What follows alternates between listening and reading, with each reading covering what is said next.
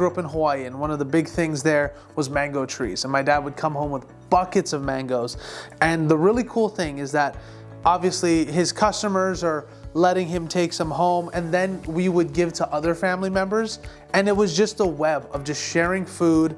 It only blooms in the summertime, so just it's a food that we all get to enjoy together, and everybody would be so excited to get it, and it was one of the best things to look forward to every year.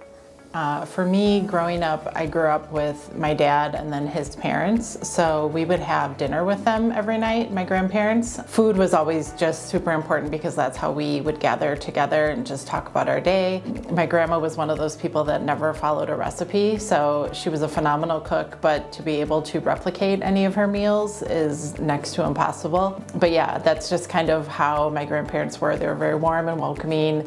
My grandma always had food to offer. You never left her house hungry. So my dad built our house on this little plot of land, and right through the trees was my grandparents' house, and they had a big garden.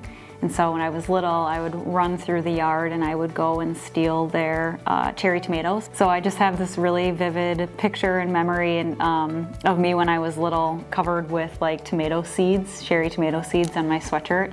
Just like the love of gardening and where food comes from, and yeah, that plays a really special place in my heart. Christmas Eve for us is a big one in the family.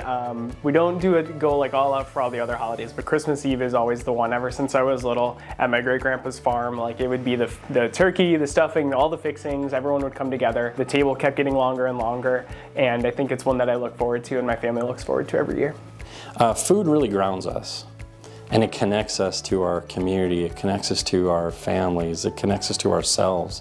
Food is such an identifier, and it's something that we are so proud to like because they remind us of what either we were or they remind us of who we want to be.